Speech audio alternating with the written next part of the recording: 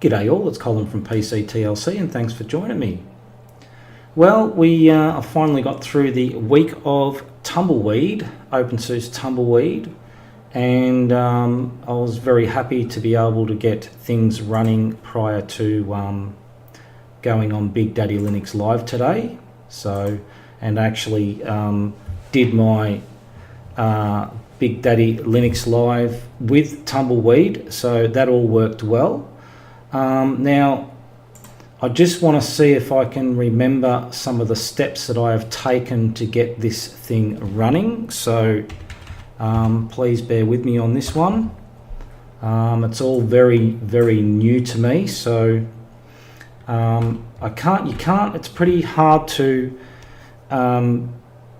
record and install because you can't do that. So I could probably do that in VirtualBox maybe. But some of the issues, if I arrow up and go through some of the things that I come across here, I think maybe I'll start from pretty much the start if I can. That's how you install software in Tumbleweed, is with sudo zipper simple screen recorder.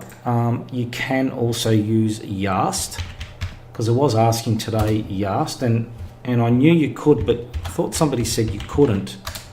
But that's their package manager. So what you need to do here is go to and it tells you here what it is: install or remove software packages and manage software, I think. So what I would do is a search here for the package that I'm after, so simple screen recorder, and just press enter, I believe, and there it is there. So I haven't tried anything else. I don't even know if GIMP's actually on here, so let's have a look. GIMP's on there, so that's all right. I can't remember what, it's 2.1, so that's pretty good. So it is a rolling release, so everything should be fairly much up to date. So, and let's have a look at Libreoffice as well. The splash screen is very different for Libreoffice there, I must say. So that's new. 6.2.0.3, so maybe it's I don't know if it's their custom one. I don't think anyone would do a custom Libreoffice splash screen, surely. Maybe because it's up to date, they've changed their splash screen, maybe LibreOffice, maybe they've done that. So if I was to maybe look for, let's see, Handbrake, I'm just trying to think of some things. There's Handbrake there, GTK, yeah. Telegram, I don't know if I've installed Telegram or not. I think I may have. Yep, I have. So I've installed Telegram, and that's Telegram is running, or working anyway, at least, I believe. Oh, there it is. Okay, so I haven't started that up. As long as it starts up to that point, you know it's working anyway. And that's 1.5.11, which I think is pretty much up there as the latest anyway. So now I don't know whether you can just go through packages or what. I'm not sure how that works, unless you need to know the name of your the name of the package you want to install, because I haven't really gone right into this yet. So I don't know if there's any other packages here that we need to install with software. So we've got what's that? Software manager, software repositories, package updater. We have software here, so that's there we go. So we've got that. That's the normal GNOME software install. So we could probably do a search for Handbrake on that, and you'll probably find it's in there. Enter. No Handbrake in there, so that's interesting. Maybe it was a bit slow. Nothing. Okay, so that doesn't show up. So Telegram, no, yes, maybe. Looks like that's not in there either, so it looks like there's some things. Yeah, Pigeon, okay. So it looks like Yast is the best way to go. I don't know too much about Yast at this point in time, but it would be nice to be able to do like just a look through of what's available, what software is available. So software management.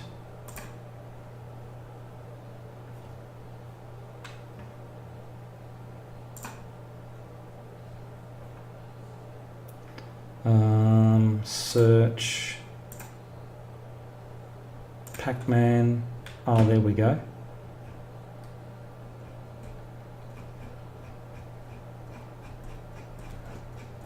So let's just have a look, see if Handbrake's in here. There's Handbrake. Okay, so you can go through the Pac-Man list. There we go.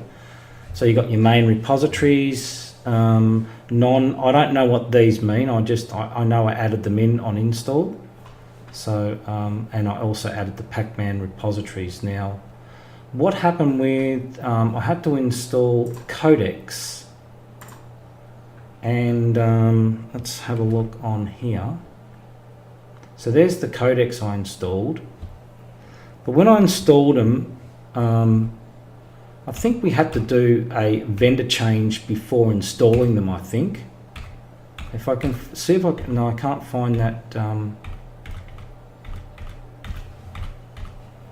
Let me have a look at something here. So what you probably needed, what I may have needed to do in this situation is, I don't know why it doesn't go back to a fresh, that's a bit weird. Let me add that to favorites because I'm sick of looking for that.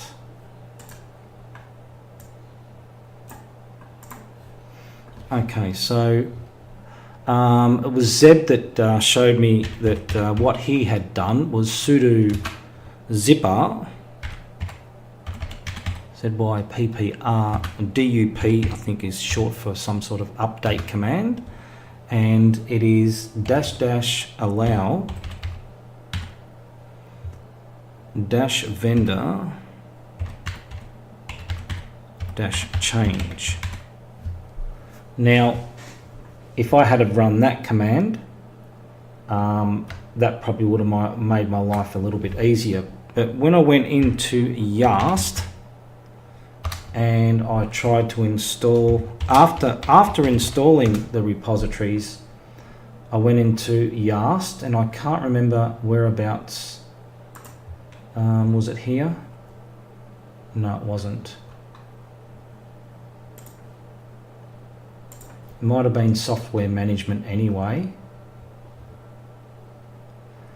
And then I looked up, I think it was the view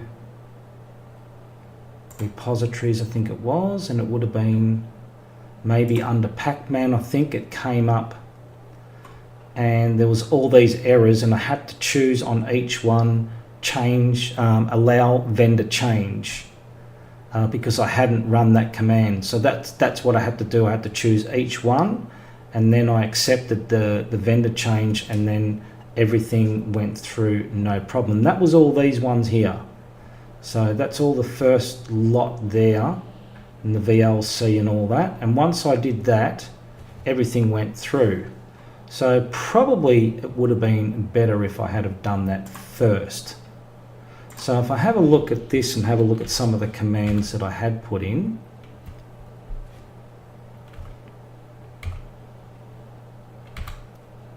So that was the install of the codex.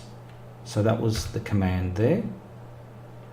I had to do this as sudo zipper reference as well. Now I'll see if I've got some shortcuts on. So that was the problem with the so there's my dist upgrade there. I said sudo zipper dist upgrade and -- from Pac-Man, and then that's when I got the errors for you know, keep obsolete, or so I did the keep obsolete there, which was the best thing I probably did. And so you had to choose from above, number one, and all that stuff. So I just chose to keep obsolete, and then I did the vendor change in Yast. But I believe you can probably do the vendor change before the command.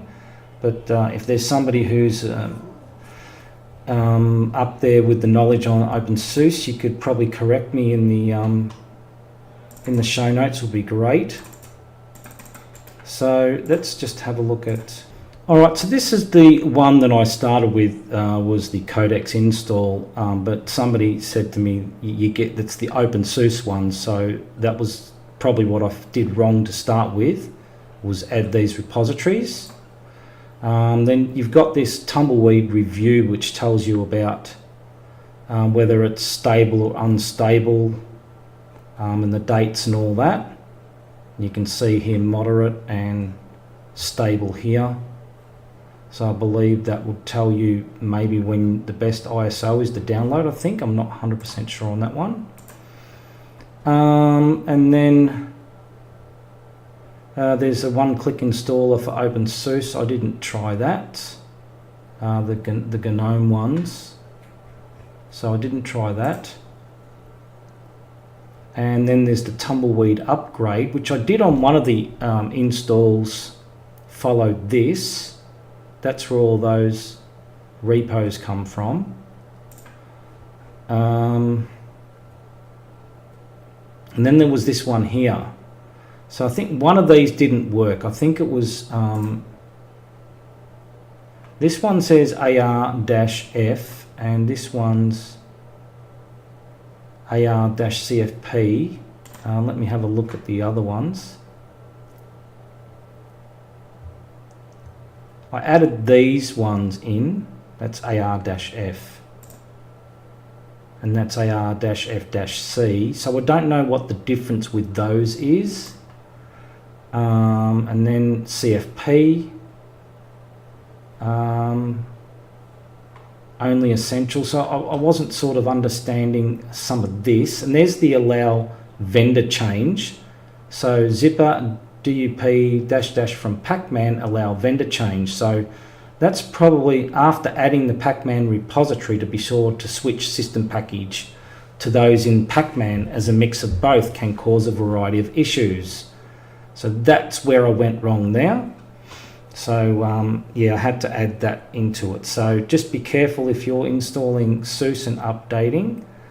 I cannot remember which one. I think it was actually this one here.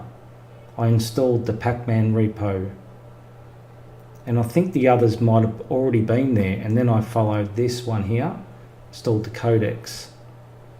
And yeah, on here it just tells you, and that was now do a zipper reference, which is the one I couldn't remember.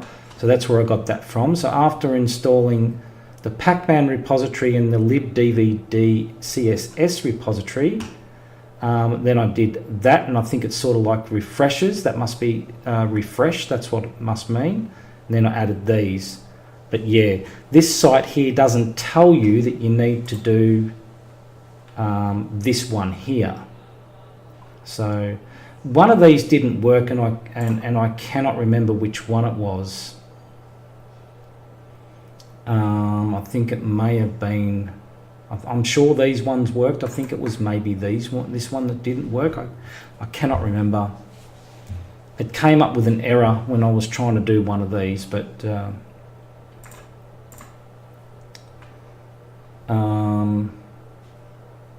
so I think this is one of the websites I found where my issue was regarding the vendor change, I think. So yeah, that was pretty much my journey on this for the week. So if I go through, there's the refresh command,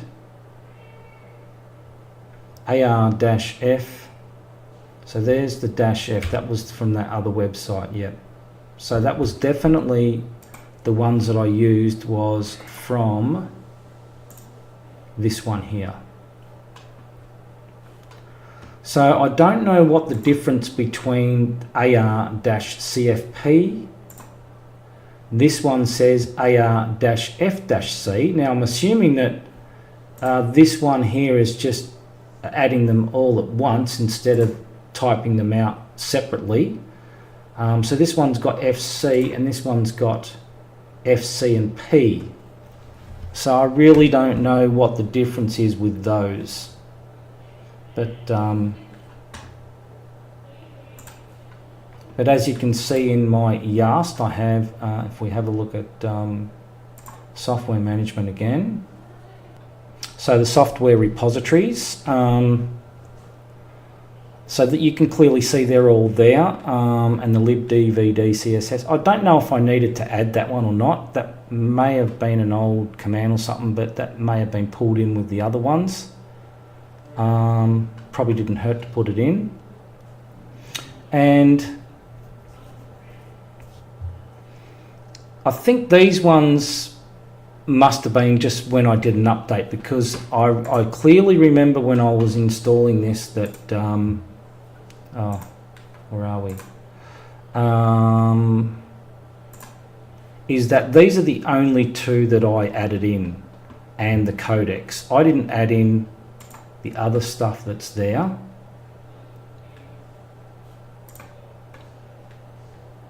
They were already there. I didn't put those in. So because some of these websites are adding those repos there. So this is an online upgrade. Now that's an upgrade from any release to Tumbleweed. So I downloaded the 4.7 gig. I didn't do the internet one because that failed to connect to my wireless, but on this desktop here it probably would have connected from the net install, because I think I was having an issue with the wireless on the other laptop there. So now the other thing we did do was, if we just cancel that, if we go to Zoom.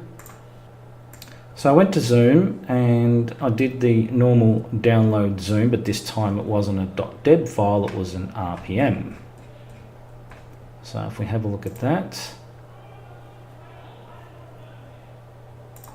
I chose OpenSuse and download the RPM, and I did that. Now I tried to double click that in downloads, double click the RPM and install it, but it failed to install.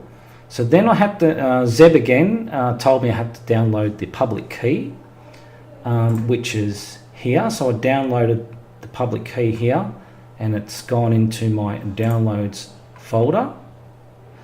And then I had to install that public key, which was, so what I did was, I changed directories to the downloads folder. So that's what I did first off. And if you have a look at that, oh, well, I won't do that yet. And then what I did was sudo rpm space -- import package - signing - key, which is the name of the, if we have a look at that, that is the name of that. So I just typed in this command, started typing that, pressed the tab key, and it auto completed for that name. And then I run that, so that imported the public key. And then after doing that, I double clicked on the Zoom RPM, and no problems, installed with no problems at all. So I was probably, I don't know whether I was overly negative today on Big Daddy Linux Live, but definitely it's all new to me, a little bit foreign, because I've sort of looked at OpenSuse, installed it and sort of run it a bit, but not too much in the past, but it was a long time ago. So yeah, it's all about getting to know how things work, and a lack of knowledge doesn't help. So yeah, you got to fumble your way through, I suppose.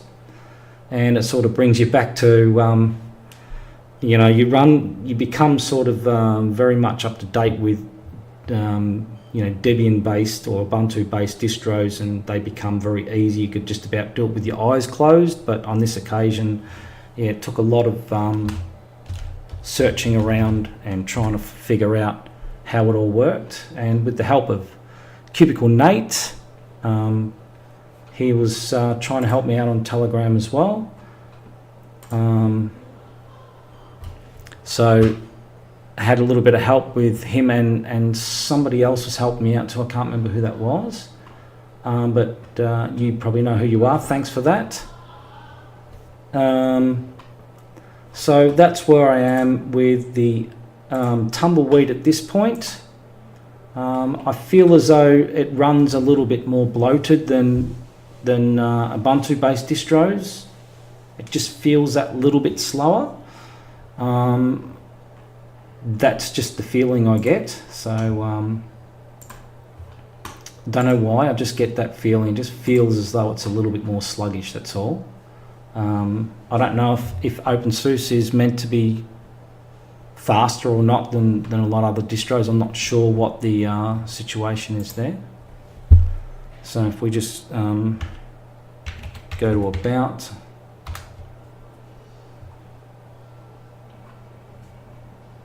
and we're on version 3.3.2 GNOME and OpenSuse Tumbleweed. So that's that. Haven't really had a good look through software yet to see what's on here. Let's go to all. We've got Flash Player. I think that installed with the codecs, I think. I normally don't install Flash Player these days anyway. Don't know what Lights Off is. Oh, that's a game. Okay.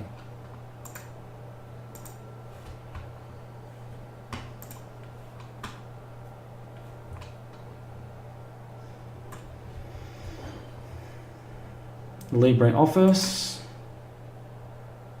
package sources, a couple other games, maps, the usual GNOME stuff pretty much. VNC viewer, I'm not quite sure what that is. Transmission for downloading torrent files. Got your utilities.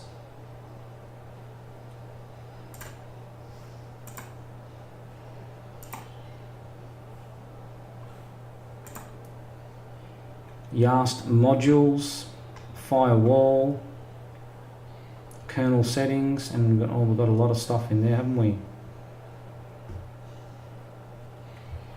Users and groups, sudo, Samba server, proxy. So a lot of YAST module tools there, plenty in there. So just that alone is very slow to respond. I don't get that with Ubuntu base pretty much. It's a lot quicker than that. Yeah. So, and I'm running on an SSD as well, by the way. So that's the installed components. Won't go too much into that, but it's just a quick look. So that was the things that I did after about 4 installs, 3 on the laptop and 1 successful install on here on my desktop. So I was pretty happy to get it running. And yes, I do have Telegram and Zoom, simple screen recorder obviously because I'm recording this video.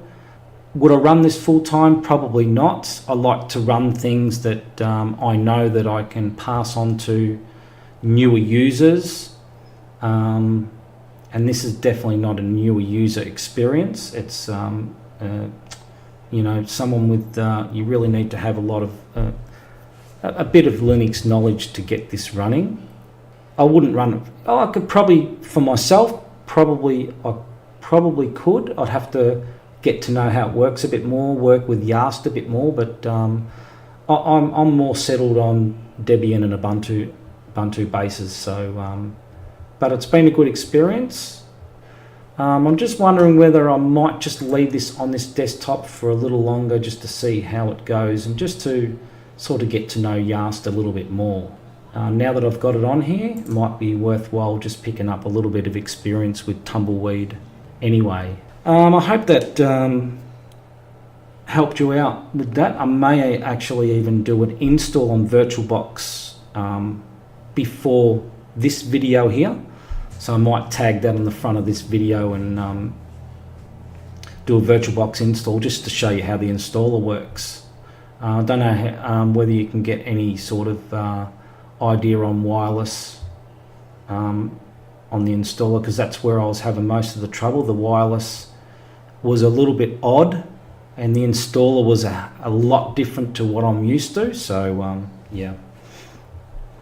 So I hope you found this video interesting and informative, and I hope you enjoyed it, and thank you for watching.